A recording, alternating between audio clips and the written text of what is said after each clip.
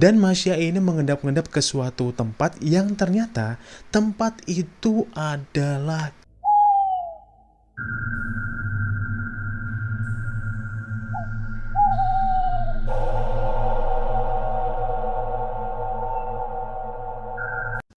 Hai semuanya, thanks sudah klik video ini dan selamat datang di channel Lana M7 dalam program M7 Mystery. Kalian pernah gak sih nonton film kartun? Nah, pertanyaannya sekarang, ketika kalian menonton film kartun, apakah Anda merasa terhibur dengan adegan-adegan yang ada di film kartun itu? Lalu pernah gak sih kalian berpikir kalau misalnya di balik adegan-adegan yang menghibur di film kartun itu ternyata menyimpan kisah kelam yang kita tidak tahu sebelumnya? Nah, di video kali ini kita akan membawa pembahasan dengan tema kisah kelam di balik film kartun. Oke, tak perlu lama-lama lagi, kita langsung saja masuk ke pembahasan yang pertama. Pertama, serial Crayon Shinchan. Serial Crayon Shinchan adalah serial yang dimana di sana Anda akan mendapatkan humor dari kekonyolan seorang anak-anak pria yang sangat lucu.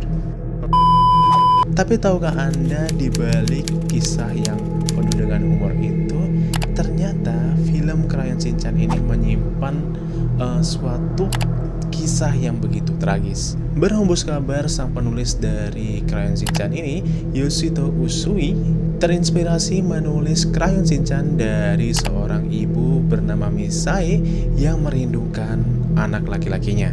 Dan diketahui anak laki-laki dari ibu Misae ini bernama Shinosuke yang ternyata telah meninggal pada usia 5 tahun. Diceritakan bahwa pada saat itu Shinosuke ini sedang bermain dengan adiknya untuk istilahnya berjalan-jalan. Lalu entah kenapa adik dari Shinosuke ini tiba-tiba berada di jalanan. Sontak sebagai seorang kakak, Shinosuke ini berinisiatif untuk menyelamatkan adiknya yang berada di jalanan. Namun naas, Shinosuke bersama dengan adiknya tewas tertabrak oleh mobil yang melintas di jalan itu. Ayah dan ibu dari Shinosuke ini pun sangat terpukul dengan kejadian itu, hingga mereka pun menemukan krayon di dalam mobilnya. Dan hal itu pun diperkirakan menjadi inspirasi dari Yoshito Usui dalam memberi judul Crayon Shinchan. Tapi guys, cerita ini belum dapat kita pastikan kebenarannya, karena sang penulis dari Crayon Shinchan ini sendiri telah meninggal pada 11 September 2009 di usianya yang ke-51 tahun.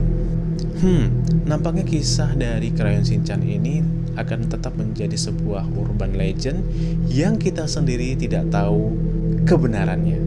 Nah, kalau misalnya nih, menurut kalian, kisah dari Crayon Shinchan ini sendiri apakah sebuah kisah nyata atau hanya sekedar imajinasi belaka? Tulis pendapat kalian di kolom komentar. Kedua, Masha and the Bear. Nah, berikutnya ini ada film Masha and the Bear. Nah, tentunya sebagian dari kalian ataupun anak-anak sudah pada biasa ya ataupun sering menonton film Masha and the Bear. Film Masha and the Bear ini mengisahkan tentang seorang anak perempuan yang bersahabat dengan seekor beruang. Kalau kita pikir secara logis, bagaimana ceritanya seorang anak kecil wanita bisa bersahabat dengan seekor beruang yang kita ketahui bersama, beruang itu kan ganas dan liar. Dan hal ini pun menjadi sebuah misteri tentang asal-usul dari film Masha and the Bear. Tapi guys, di kesempatan kali ini ada dua versi cerita dan kita akan memulai menceritakan versi yang pertama dulu. Di versi yang pertama ini menceritakan seorang anak kecil bernama Masha yang menyukai sirkus. Suatu hari, ada sekelompok sirkus yang akan menggelar pentas di dekat rumahnya Masha. Masha pun mengajak kedua orang tuanya untuk menghadiri acara sirkus itu. Mereka pun datang bersama dan menikmati pertunjukan yang disajikan di sirkus itu. Hingga di tengah pertunjukan, Masha hilang pengawasan dari orang tuanya. Dan Masha ini mengendap-endap ke suatu tempat yang ternyata tempat itu adalah kandang beruang. Baru saja ketika sudah berada di kandang beruang, Masya pun ditemukan tewas dimangsa oleh beruang itu. Sangat tragis dari kisah Masya ini. Maksud hati ingin menyenangkan anak, tetapi karena sebuah keteledoran berakhir dengan hal yang tragis. Ini juga bisa menjadi sebuah pelajaran untuk kita agar selalu berhati-hati ketika hendak memomong anak-anak. Karena hal-hal yang berbahaya itu dapat mengancam di mana saja dan kapan saja. Waspadalah. Next, kita lanjut ke versi yang kedua. Di versi yang kedua ini menceritakan Masya tinggal bersama kakek dan neneknya. Suatu hari, Masya bersama teman-temannya berjalan mengelilingi hutan bersama-sama. Tetapi entah kenapa Masya ini tiba-tiba terlepas dari rombongan teman-temannya. Masya pun tersesat di hutan sendirian, hingga dia pun menemukan sebuah rumah di hutan yang ternyata ketika dia masuk ke dalam rumah itu, dia menemukan seekor beruang. Masya pun syok dengan kejadian itu, hingga beruang itu pun memberikan perjanjian pada Masya bahwa beruang tidak akan menyakiti Masya selama Masya mau bekerja untuk beruang. Singkat cerita, Masya pun bekerja untuk beruang, hingga suatu hari Masya merasakan kerinduan kepada kakek dan neneknya. Masya pun membuat kue dan menitipkan kue itu kepada beruang untuk diberikan kepada kakek neneknya. Yang mana seperti kita ketahui bersama, Masya di sini akan bekerja kepada beruang itu untuk selama-lamanya. Tetapi Masya di sini tetap saja cerdas ya, dan juga cerdik.